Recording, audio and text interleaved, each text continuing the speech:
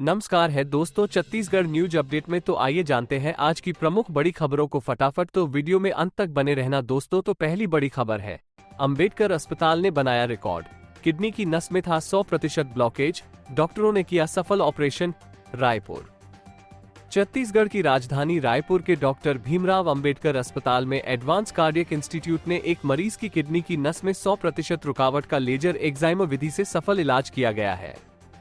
उपलब्ध medical literature के अनुसार विश्व में लेजर एंजियोप्लास्टी द्वारा किडनी की नस के पूर्ण ब्लॉक के उपचार का ये पहला केस है। एसीआई के कार्डियोलॉजी विभागाध्यक्ष डॉक्टर स्मिथ श्रीवास्तव के नेतृत्व में हुए इस उपचार में मरीज के किडनी की धमनी यानी रीनल आर्टरी और कोरोनरी आर्टरी का एक साथ उपचार कर मरीज को रीनल फेल्योर और हार्ट फेल्योर होने से बचा लिया गया है। इन दोनों इंटरवेंशनल प्रोसीजर को क्रमशः left renal artery chronic total occlusion एवं instant stenosis of coronary artery कहा जाता है। इस केस में पहली बार रीनल का 100% ऑक्लूशन रुकावट था, जिसके कारण बीपी कंट्रोल में नहीं आ पा रहा था। किडनी खराब हो रही थी और यदि समय पर इलाज नहीं होता तो किडनी फेल हो जाती। डॉक्टर स्मिथ श्रीवास्तव ने बताया कि मरीज के किडनी को खून की आपूर्ति करने वाली दोनों नसों में ब्लॉकेज था। एक में 100% ब्लॉकेज रुकावट था, एक में 70-80% ब्लॉकेज था। लेफ्ट रीनल आर्टरी जहां से शुरू होती है वहीं मुख्य ब्लॉकेज था। इसके कारण खून का प्रवाह बिल्कुल बंद हो चुका था। साथ ही मरीज के हृदय की मुख्य नस में ब्लॉकेज था, जिसके लिए उसको 2023 में निजी अस्पताल में स्टंट लगा था, जो बंद हो चुका था। ये स्टंट पूरी तरह ब्लॉक हो गया था। इन सब समस्याओं के कारण मरीज को हार्ट फेल्योर, हाइपरटेंशन, सांस लेने में तकलीफ और बीपी कंट्रोल में नहीं आ रहा था। उन्होंने आगे कहा कि सबसे पहले लेफ्ट रीनल आर्टरी जो 100% ब्लॉक थी, उसमें कठोर ब्लॉकेज होने की वजह से एक्साइमो लेजर से उसके लिए रास्ता बनाया, फिर बैलून से उस रास्ते को बड़ा किया। इससे उसमें स्टेंट लगाकर उस नली को पूरी तरह खोल दिया गया और नॉर्मल फ्लो को किडनी में वापस चालू किया गया। ब्लॉकेज खोलने के साथ ही बीपी में परिवर्तन आने शुरू हुए और बीपी कम हो गया। इंट्रावेस्कुलर अल्ट्रासाउंड के जरिए स्टेंट को देखकर यह कंफर्म किया गया कि वो ठीक से अपने स्थान पर स्थापित हुआ है या नहीं।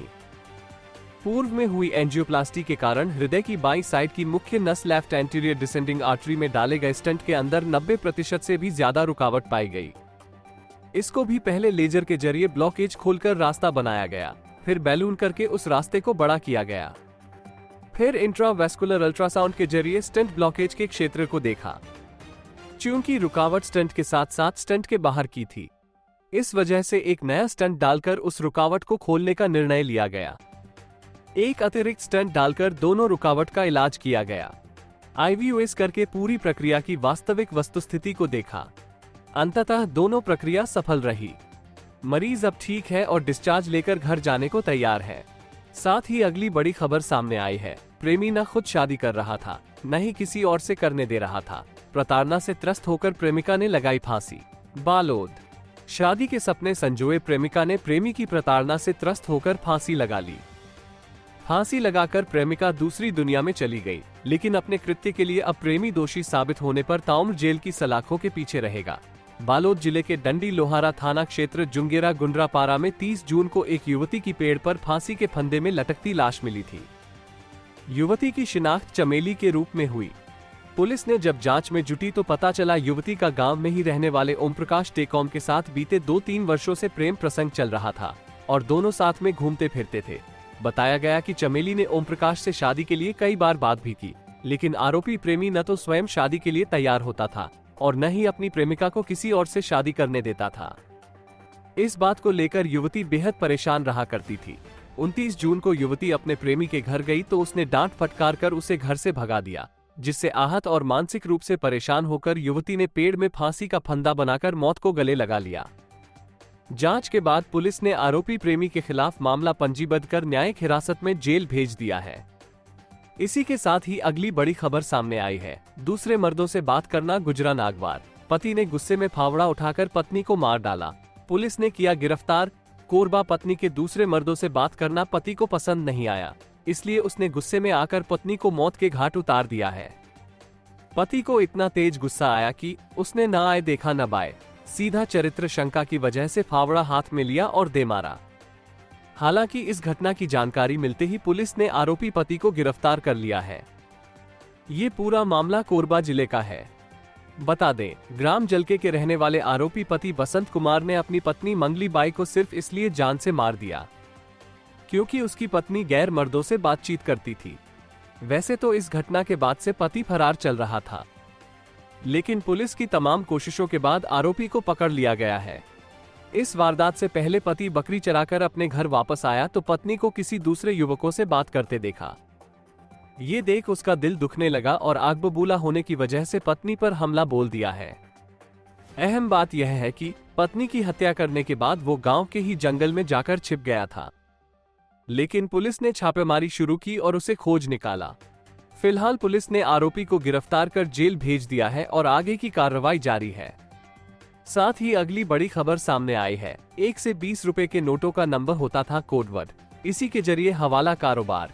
नीरू भाई समेत 4 arrest, 80 lakh cash, note counting machine जब्त। महादेव ऑनलाइन सट्टा ऐप से मिलने वाली करोड़ों की काली कमाई को हवाला के जरिए अलग अलग लोगों तक भेजा जाता था। रायपुर में ऑफिस खोलकर 1-2 रुपए के नोट के नंबर कोडवर्ड से हवाला के जरिए रकम दूसरे राज्यों में भेजी जाती थी। इस मामले में दुर्ग पुलिस ने हवाला कारोबारी नीरू भाई समेत 4 आरोपियों को गिरफ्तार किया है। पुलिस इस मामले को ईडी को सौंपेगी। दुर्ग एसपी जितेंद्र शुक्ला ने बताया कि सबसे पहले भिलाई के रुआबांधा निवासी मुख्य आरोपी विनय कुमार यादव को पकड़ा गया। पुलिस रिमांड में उससे सख्ती से पूछताछ की गई। उसने बताया कि रायपुर के शंकर नगर स्थित एक ऑफिस से हवाला के जरिए रकम भेजता था। आरोपी विनय यादव की निशानदेही पर दुर्ग पुलिस ने मंगलवार रात 10:30 बजे शंकर नगर के उसी ऑफिस में छापेमारी की थी, जहां से उसने हवाला के जरिए रकम भेजने की बात कही थी। छापे के दौरान यहां से 80 लाख रुपए कैश और कागज के कई बंडल मिले, जिनमें गुजराती भाषा में पूरा हिसाब किताब लिखा हुआ था। एसपी का कहना है कि वे उस कागज पर लिखी गई रकम और भाषा को एक्सपर्ट से पढ़वाएंगे। आरोपियों से पूछताछ में बड़ा खुलासा हो सकता है। इसके साथ ही पुलिस ने बड़ी संख्या में मोबाइल और नोट गिनने की 3 मशीनें भी जब्त की हैं। पुलिस ने इस मामले में कुल 4 आरोपियों को पकड़ा है। मास्टरमाइंड पवन सिंह के बाद उसकी निशानदेही पर 3 आरोपियों को गिरफ्तार किया गया। इनमें शक्ति सिंह जटेजा 26 वर्ष, जयेंद्र सिंह जटेजा उर्फ नीरू भाई 21 वर्ष और आकाश कुमार दवे 31 वर्ष शामिल हैं। ये सभी मूल रूप से गुजरात के धर्मोड़ा गांव के रहने वाले हैं। आरोपियों ने बताया कि उनके यहां से ऑनलाइन सट्टे से मिलने वाली रकम को हवाला के जरिए एक से दूसरी जगह भेजा जाता था। वे अपने मोबाइल फोन से 1 से 20 रुपए तक के नोटों के नंबरों की फोटो खींचकर ग्राहकों को भेजते थे। जो भी व्यक्ति उनके दफ्तर में वो टोकन नंबर दिखाता था, उसे हवाला का पैसा थमा दिया जाता था। दुर्ग पुलिस ने बताया कि हवाला का कारोबार दिनेश भाई व्यास नाम के व्यक्ति के जरिए संचालित किया जाता था। वो अहमदाबाद में रहता है। पुलिस ने उसे पकड़ने के लिए एक टीम को अहमदाबाद भेजा है। दिनेश की गिरफ्तारी के बाद बड़ा खुलासा होने की उम्मीद है। साथ ही अगली बड़ी खबर सामने आई है। छत्तीसगढ़ में पीएम आवास योजना में 3.5 करोड़ की गड़बड़ी, 600 हितग्राहियों का पैसा दूसरों के खातों में ट्रांसफर किया। इनमें जनपद कर्मचारी और उनके रिश्तेदार। सरगुजा जिले के मैनपाट ब्लॉक में पीएम आवास योजना में 3.5 करोड़ रुपए से ज्यादा की हेराफेरी की गई है। साल 2016 से 2023 तक स्वीकृत आवासों की राशि में ये गड़बड़ी सामने आई है। अब तक मैनपाट में 7,500 पीएम आवास स्वीकृत हुए हैं।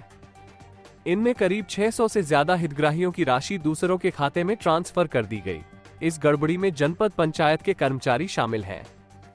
जनपद कर्मचारियों के रिश्तेदारों के खाते में भी राशि ट्रांसफर हुई है। सीतापुर विधायक रामकुमार टोप्पो को इसकी जानकारी मिली तो उन्होंने इसकी जांच कराने के लिए कहा।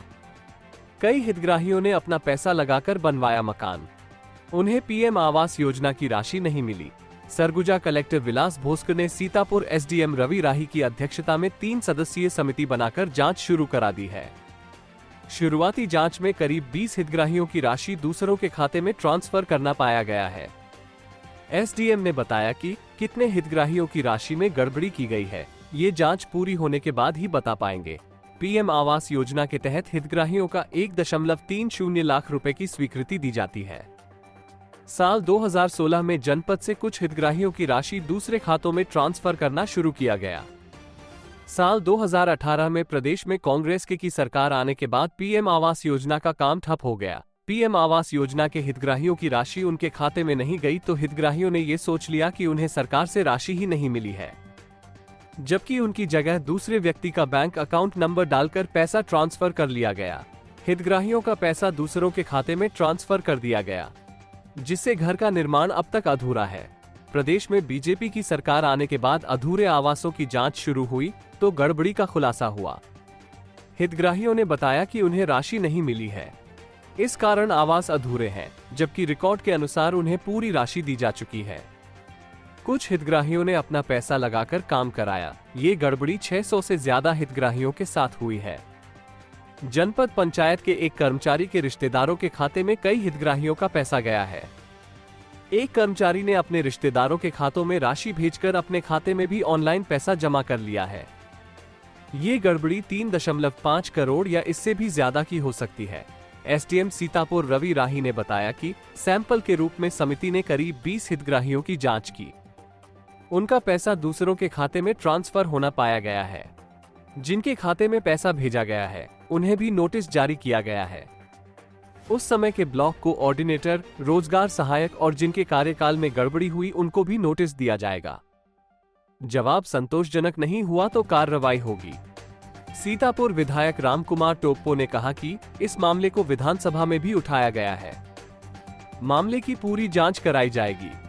जिन्होंने गड़बड़ी की है उन्हें बख्शा नहीं जाएगा। साथ ही अगली बड़ी खबर सामने आई है। कांकेर में पत्नी के रहते डॉक्टर ने की दूसरी शादी, सरकारी नौकरी छोड़ने पर भी किया मजबूर। महिला ने लगाई न्याय की गुहार। छत्तीसगढ़ के कांकेर जिले में पदस्थ डॉक्टर ने पहली पत्नी के रहते दूसरी शादी कर ली। डॉक्टर की दूसरी पत्नी से बेटी होने के बाद पहली पत्नी को पति की करतूत का पता चला। इससे पहले पति ने प्रताड़ित कर पहली पत्नी की सरकारी नौकरी भी छुड़ा दी। पीड़ित महिला ने पति की शिकायत स्वास्थ्य विभाग कांकेर में की है। सीएमएचओ ने जांच टीम का गठन किया है। जानकारी के अनुसार महासमुंद की रहने वाली दिगेश्वरी साहू की शादी 26 मई 2023 को कांकेर जिले के अमोड़ा में पदस्थ प्रभारी डॉक्टर मिथिलेश साहू से हुई थी। दिगेश्वरी साहू जिला पंचायत में पदस्थ थी। पीड़ित महिला के परिजनों ने अपने आर्थिक स्थिति के अनुसार वर पक्ष को दहेज भी दिया था। डॉक्टर पति के खिलाफ पहली पत्नी ने की कार्रवाई की मांग। पीड़ित महिला ने बताया शादी के कुछ दिनों तक सब ठीक ठाक रहा। कुछ महीनों बाद पति डॉक्टर मिथिलेश साहू ने अपनी दिगेश्वरी को प्रताड़ित करना शुरू कर दिया। करीब 9 महीने बाद 5 फरवरी 2024 को डॉक्टर मिथिलेश साहू ने दिगेश्वरी से मारपीट की और उसे अपने घर महासमुंद चले जाने कहा। महिला ने प्रताड़ना सहते हुए भी डॉक्टर का साथ नहीं छोड़ा, लेकिन उसे डॉक्टर की दूसरी शादी की जानकारी लगी, जिसके बाद वो महासमुंद अपने मायके वापस आ गई। डॉक्टर की पहली पत्नी दिगेश्वरी साहू शादी से पहले महासमुंद जिला पंचायत में वर्ग 2 के पद पर पदस्थ थी। इसी दौरान वो डॉक्टर मिथिलेश साहू के संपर्क में आई। डॉक्टर ने शादी की बात कहकर मेलजोल बढ़ाया और हिंदू रीति रिवाज से शादी भी रचा ली। शादी के बाद डॉक्टर दिगेश्वरी को सरकारी नौकरी छोड़ने के लिए शारीरिक और मानसिक रूप से प्रताड़ित करने लगा। प्रताड़ना से तंग आकर दिगेश्वरी ने नौकरी से इस्तीफा दिया और पति के साथ रहने लगी। पीड़ित महिला ने डॉक्टर पति के खिलाफ अधिकारियों से की कार्रवाई की मांग। दिगेश्वरी ने बताया कि 8 जनवरी 2024 को उसके पति डॉक्टर साहू ने बिना किसी सूचना और तलाक के धमत्री निवासी सृष्टि साहू के साथ आर्य समाज में दूसरी शादी कर ली। दूसरी युवती से शादी के लिए डॉक्टर ने सामाजिक रीति रिवाज से शादी करने से इनकार कर दिया और आर्य समाज में शादी की। सीएमएचओ अविनाश खरे ने बताया कि दिगेश्वरी साहू ने कलेक्टर कांकेर और सीएमएचओ कार्यालय में शिकायत की है। पीड़ित महिला ने शासकीय पद पर पदस्थ डॉक्टर पति के खिलाफ कार्रवाई की मांग की है। जांच दल गठित किया गया है। जांच टीम 7 दिनों में रिपोर्ट सौंपेगी, जिसके बाद आगे की कार्रवाई की जाएगी।